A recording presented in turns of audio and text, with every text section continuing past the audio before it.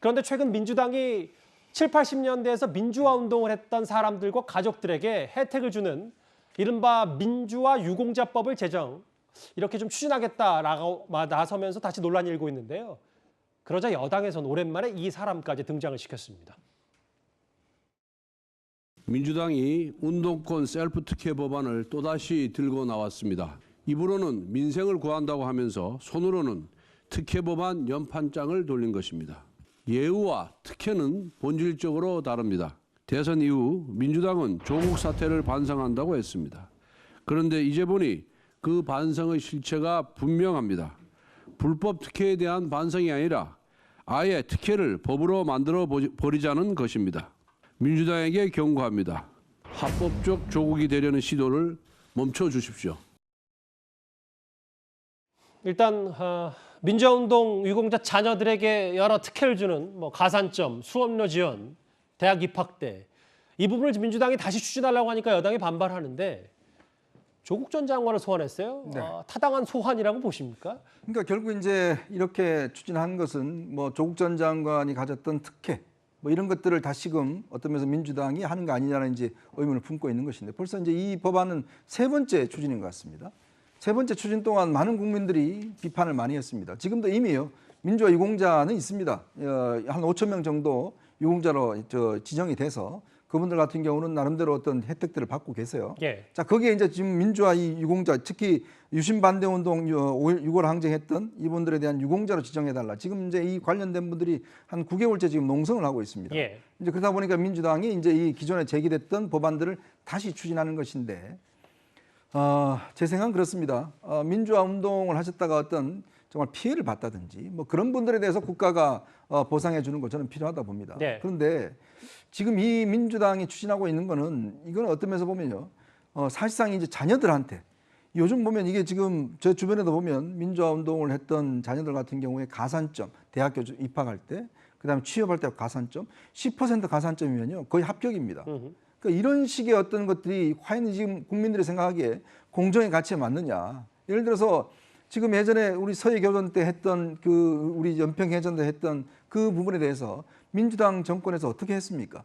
그 제대로 된 지금 행사도 못 치르고 그렇게 이야기했지 않습니까? 그런데 이제 와서 민주화 유공자에 대해서는 몇 번씩이나 이렇게 추진을 합니다. 국가 유공자에 대한 잣대가 그렇죠. 다르다 이 말씀이세요? 그 형평선 자체가 과연 맞냐는 이야기를 할 수가 있을 것이고요. 과연 국가를 위해서 희생됐던 분과 민주화 운동을 했던 분에 대한 어떤 형평성 문제라든지 그런 차원에서 더군다나 지금 이렇게 혜택을 늘려버리면 많은 국민들이 피해를 볼 겁니다.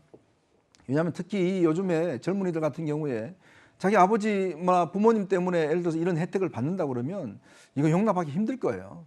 이미 세 차례에 걸쳐서 다 추진되면서 많은 비판을 받았는데 또 이렇게 나오니까 또 등장하는 거 보면 지난번에도 지금 우원식 의원 자기가 잘못 추진하고 반성 안 하고 했는데 이번에 또 되니까 또 추진한다고 저렇게 나옵니다. 저는요 정말 이거는 안 된다 이런 말씀만 드립니다. 권성동 원내대표가 소환한 조국 전 장관은 딸의 의전한 입학 특혜 논란으로 장관에서 사퇴를 하고 지금 재판이 진행 중입니다. 제가 이번 일로 여러 번 초라한 순간을 맞는다 해도 부당하게 허위 사실로 제 아이들을 공격하는 일은 멈추어 주시길 바랍니다. 허물도 제게 물어주시고 책임도 제게 물어주시길 바랍니다. 많이 억울했습니다. 그래서 하루 종일 울기도 했고 그랬는데 이제는 꼭 이겨내자고 매일 다짐하고 있습니다. 저는 봉사활동이나 인턴을 하고 나서 받은 것을 학교에다가 제출했습니다. 위조를 한 적도 없습니다. 권성동 원내대표는 사실 이거를 다시 추진한다고 민주당이 했을 때는 그러면 민주화 유공자법에 새로운 내용이 좀 추가되면 저희도 한번 들여다보겠다라고 얘기를 했다가 오늘은 합법적 조국되려는 시도를 멈춰라라고 얘기를 했거든요.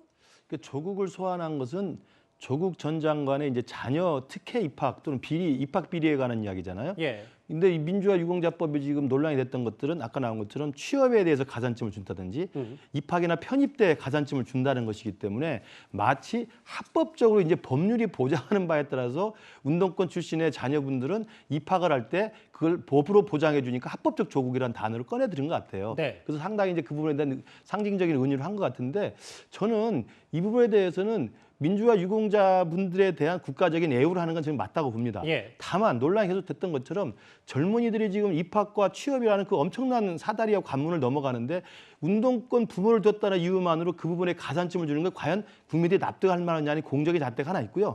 두 번째는 대상의 문제입니다. 아마도 권성동 원내대표가 수정을 하면 다 같이 해보겠다는 이야기는 뭐냐면 이분이 사망하신 분들 또는 진짜 크게 부상을 당하신 분들 이런 분들까지는 제가 볼 때 국민들도 납득할 수 있어요. 예. 우리 독립유공자들이나 상위 유공자들에 대해서 혜택을 주듯이 그러나 그렇지 않고 지금 처음에 추진했던 본래 법안은 뭐냐면 그냥 감옥에 간 사람들 아니면 징계를 받은 사람들 해고가 된 사람들 그러니까 민주화 운동에 기여했던 사람들 전체를 다 합쳐놓은 거기 때문에 이 부분은 사실은 이중특혜가 된다는 이야기거든요. 그래서 알겠습니다. 보통 국민적 법 정서에 따르면은 민주화 운동을 하시다가 사망하신 열사분들 있지 않습니까? 이한열 열사나 박종춘 열사 이런 분들 자녀에 대해서 그런 혜택 주는 것에 대해서는 제가 볼 때 반대하지 않는다고 생각합니다. 아하, 예. 그렇지 않기 때문에 민주화 유공자법에 들어가는 대상과 범주를 조금 더 협소하게 굉장히 제한적으로 해서 국민들의 좀 납득을 좀 시켜야 된다고 생각합니다. 민주당은 셀프 특혜는 사실 왜곡이라는 입장입니다. 민주당의 얘기도 한번 듣고 올까요?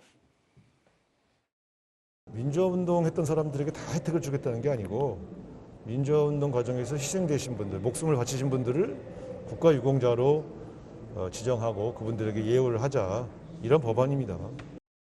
국민의힘과의 합의 처리라면 충분히 수정할 의사가 있고요. 국민의힘과 합의 처리하면 법안 수정할 의지도 있고 본인들이 대상인 의원은 하나도 없다라는 게 민주당 얘기인 것 같거든요. 그렇죠. 그러니까 당사자들이 해당되는, 그러니까 지금 사실 뭐 좀 비판이 제기되는 지점이 이제 지금 민주당의 이런 운동권 분들이 많은데 이분들이 다 법안의 대상이 되는 거 아니냐. 그러니까 셀프 특혜 아니냐라는 비판이 있는 것인데요. 그건 사실과 다르다라고 분명히 말씀을 드릴 수 있고 당사자들이 해당되는 경우보다 실제로 희생되거나 사망하신 분들에 대해서 예우를 목적으로 하는 법안으로 알고 있습니다. 그리고 그렇다고 해서 정말 이것이 특혜 논란 이런 게 있다고 해서 정말 그 민주화 운동을 하셨던 분들의 희생을 그렇다면 가볍게 여길 수 있고 그분들을 예우하지 않아도 된다라고 얘기할 수 있냐에 대해서는 전 좀 그런 질문을 좀 던지고 싶고요. 그리고 동시에 지금 우상호 비대위원장이 말씀하셨듯이 수정안에 대한 얘기를 하셨어요. 그러니까 이거는 앞으로 이제 이 법안을 가다듬고 통과시키는 과정에서 충분히 협의하고 여야가 협조해서. 그렇죠. 문제가 될 만한 부분은 삭제를 하겠다라는 것이기 때문에 민주당이 강행 처리하거나 무리하게 법안을 추진하진 않을 것으로 보입니다.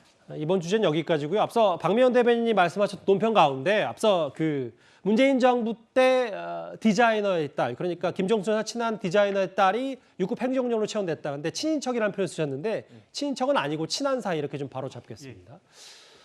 사적 채용 논란과 관련해서 여러 공정 얘기까지 이번 주제에서 만나봤습니다.